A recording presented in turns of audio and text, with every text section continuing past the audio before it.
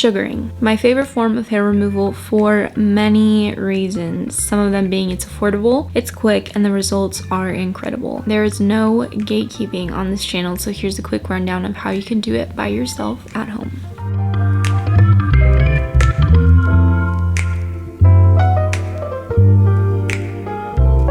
I'm very passionate about sugaring. Not to be dramatic, but it kind of saved my life, okay? I've tried everything you can think of. We've done shaving, nair, threading, plucking. Yes, those two, don't want to talk about them. Low moment in my life. Don't know why I thought I could thread or pluck my entire leg. Strip wax, hard wax, soft wax, and I always come back to sugaring for many reasons.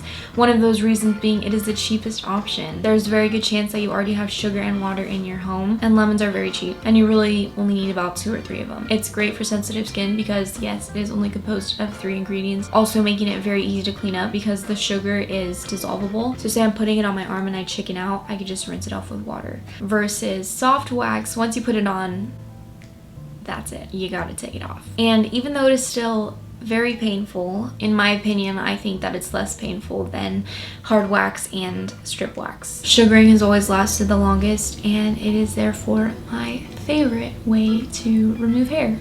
Kind of sounds weird when I say it like that. So in this video, we're going to cover all the topics, those being how to actually make the sugar wax, how to prep before you sugar, how to actually sugar, and the aftercare. Just want to preface, I am not a professional, I'm not an esthetician. This is just a skill that I've picked up over time, partially out of desperation, and a lot of my friends and family have been asking me for a recipe and how I do it, so I just thought that I would make a YouTube video and send it to all of them. So let's get in on how to make the wax. So in order to make the wax, what you're gonna need is a cup of sugar, 1/4 cup of water, 1/4 cup of lemon juice, and you wanna make sure that the lemons are fresh. I tried to use lemon juice concentrate one time and it just didn't work. Also, here's an ASMR moment for those of you who are into that.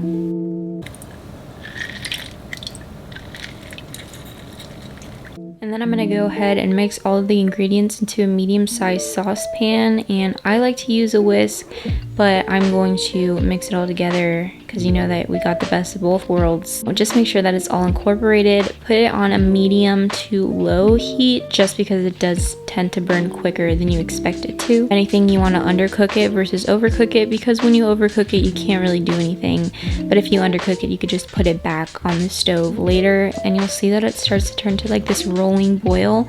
And when it gets to this certain point where it's just consistently boiling, I take my thermometer, and the magic number that I'm looking for is 255 to 260. Because I live in a warmer environment, I tend to do it just a little bit higher because most of the time I sugar, it's hot outside.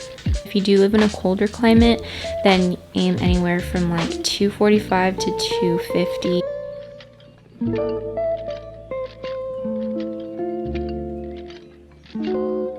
I did take it off a little bit too early, so I had to go back in later and put it back on the stove and just cook it to a bit of a higher temperature. As soon as you reach that temperature, you want to immediately take it off the stove and start whisking so that it doesn't cook any longer. Make sure that you get all of the heat out of there, and as soon as it kind of stops foaming, you can just let it sit on the stove and it'll start to thicken, and once it becomes cool enough, you'll go ahead and transfer it into a heat-proof glass. Just be very careful because it is extremely hot, okay? And when I say extremely, I mean 260 degrees hot. If you want to speed up the cooling process, you can go ahead and just put it in an ice bath, which is what I did. When it's completely cool, it should kind of look like this. Now, about 1 or 2 days before you wax, you're going to want to make sure that you exfoliate your skin. And the reason you want to do this about 1 or 2 days before is because exfoliation is abrasive on the skin and waxing is about 10 times more abrasive on the skin. And you want to be able to let your skin heal. That way you are not completely killing your epidermis. Now, before I actually apply the sugar, I am going to apply baby powder all over my leg. This is just going to make sure that my leg is dry and it makes the sugar grip onto the hair easier. Right here, I do have my sugar on this little applicator. If I'm being completely honest, the applicator is a dish scrubber, but I just use it for sugaring. Sometimes if I do overcook it, I go ahead and microwave it so it's a little bit softer. And right here, I'm just spreading it onto my leg against the direction of the hair growth. And so I'm just molding it into the skin. After about 2, 3, or 4 times, I'm gonna go ahead, flick as hard and fast as I can, making sure that the skin is held tight. Whenever you wax, your body temperature rises, and so it makes the wax a little bit softer. It's also picking up like dead skin, your hair, and other things like that, so it does change color and it turns kind of into like a milky beige color. But if it ever gets too soft to the point where you can't take it off, you can just use a strip and pull it off, or you can wash it off with water. Alright, so this part is a little personal and kind of gross, but I'm going to show you some up close footage of me actually sugaring, that way you can see that it actually does remove hair. Also, the red spots are just what happens to me naturally after I sugar, but it does go away within 24 hours.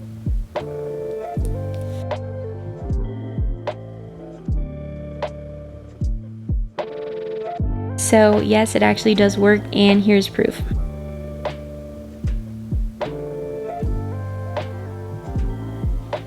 And right here I also discovered another method as I was filming the video, is before you rip off, if you press a little bit into the skin, it makes it grab the hair better, I feel like.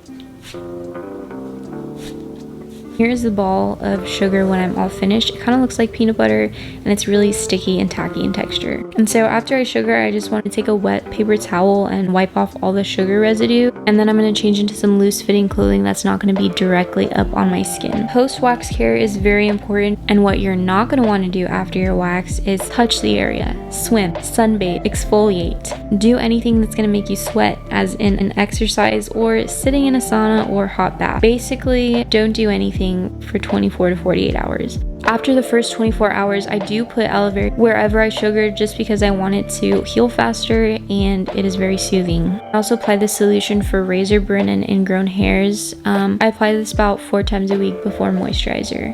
That leads me to another very important step, moisturizing, and you're going to want to do this after 48 hours.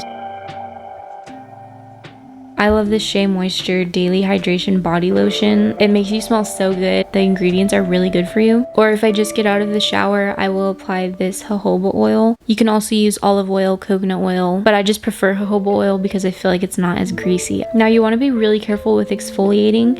You're going to want to do this after 3 days and only 2 times a week. But for chemical exfoliation, I use this AHA moisturizing body lotion 1 day a week, and then I use the Paula's Choice BHA liquid exfoliant 3 days after I use the Amlactin.